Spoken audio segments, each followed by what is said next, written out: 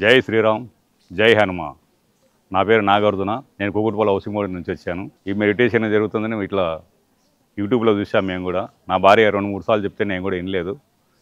ఇక్కడికి వచ్చిన తర్వాత మేము బుక్ చేసుకున్న తర్వాత ఇక్కడికి వచ్చిన తర్వాత మెడిటేషన్ అంటే నాకు కూడా అర్థమైంది. ఇంతకుముందు ఎప్పుడైనా ధ్యానం చేసేవాడిని కానీ ఇంత డీప్గా ఎప్పుడు చేయలేకపోయినాను. ఫస్ట్ రోజే బాగా నాకు వచ్చిన తర్వాత ఏదో నా మనసులో చేంజ్ అయ్యి నా మార్పు అనేది వచ్చింది. చేస్తున్నా కానీ నాకు అంత డీప్గా పోలేకపోయినాను. కానీ తర్వాత మేడం గారు మెడిటేషన్లో 3వ కన్ను తెరిచి చూడండి అని చెప్తుంది, రెప్ప కొట్టమని చెప్తుంది.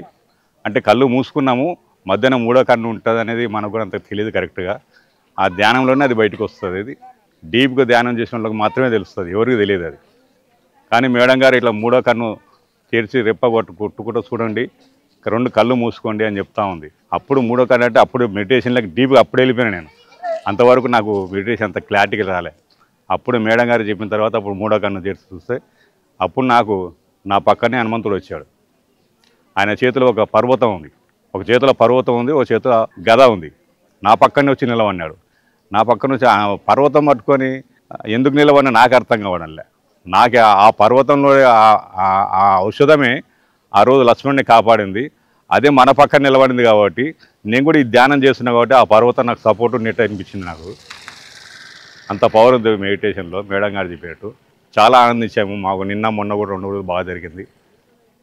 ఇటువంటి ప్రోగ్రామ్స్ చాలా చేయాలి, చాలామంది వస్తున్నారు భక్తులు. మాకు కూడా ఈ మెడిటేషన్ ద్వారా కొంచెం మార్పు వచ్చింది. నేను బాగుండాలి, నాతో పాటు 10 మంది బాగుండాలి అనేది దీంట్లో తెలుసుకున్నాము. మెడిటేషన్ చేయడం చాలా అందరికీ అవసరము. జై హనుమ. ఆ హనుమ పేరు చెప్తేనే చాలు మెడిటేషన్ అంత డీప్కి వెళ్ళిపోతారు ఎవరైనా. కానీ అటువంటి అదృష్టం అందరికీ రాదు.